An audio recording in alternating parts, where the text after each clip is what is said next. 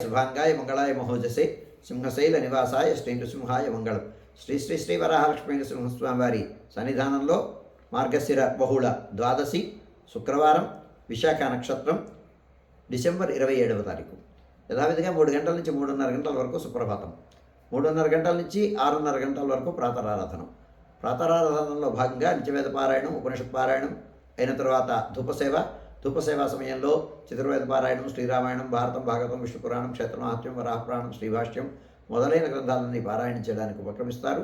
అనంతరం బాలభోగ నివేదనంతో సమాంతరంగా తిరుప్పావి సేవాకాలం, విశేష సేవాకాలం జరుగుతుంది.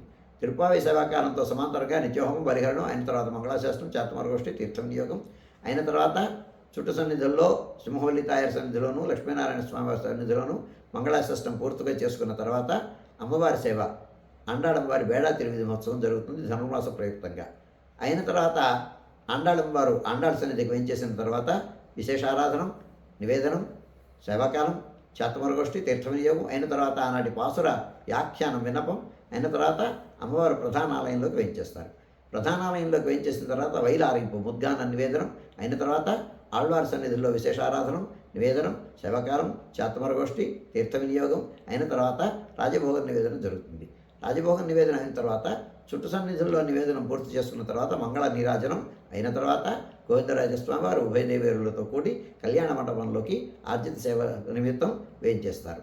అయిన తర్వాత సుమారు 6:30 గంటల నుంచి సర్వదర్శనం కొనసాగుతుంది. 7:30 గంటలకు సహస్రనామార్చనం, 8:30 గంటలకు ఆర్జిత గరుడ సేవ, 9:30 గంటలకు ఆర్జిత నిత్య కళ్యాణం ఆరంభమవుతాయి. అలాగే ఉదయం 8 గంటలకు తాయారు సన్నిధిలో కపస్తంభం దగ్గర ఉండేటువంటి తాయారు సన్నిధిలో సహస్రనామార్చనం జరుగుతుంది, కుంకుమార్చనం. ఆస్తికులైనటువంటి భక్తులు అందులో భాగస్వాములు కావచ్చు, ఆయా సేవలకు తగిన రుసుము చెల్లించి సంప్రదాయ వస్త్రధారణతో.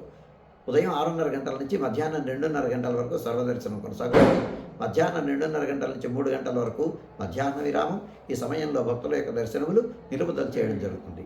మధ్యాహ్నం 3 గంటల నుంచి రాత్రి 7 గంటల వరకు సర్వదర్శనం కొనసాగుతుంది. సాయంకాలం 5 గంటల నుంచి 5:30 గంటల వరకు సహస్రనామార్చనం జరుగుతుంది. ఆస్తికులైనటువంటి భక్తులు సహస్రనామార్చనంలో భాగస్వాములు కాగోరు వారు దానికి తగిన రుసుము చెల్లించి సంప్రదాయ వస్త్రధారణతో పరిమిత సంఖ్యలో భాగస్వాములు కావచ్చు. రాత్రి 7 గంటల నుంచి 8:30 గంటల వరకు రాత్రి ఆరాధనలో భాగస్వాములు కాగోరు వారు దానికి తగిన రుసుము చెల్లించి సంప్రదాయ వస్త్రధారణతో పరిమిత సంఖ్యలో భాగస్వాములు కావచ్చు. రాత్రి 8:30 గంటల నుంచి 9 గంటల వరకు సర్వదర్శనం కొనసాగుతుంది. 9 గంటలకు ఏకాంత సేవ కవాట బంధనంతో ఈనాటి కార్యక్రమం సుసంపన్నమవుతుంది.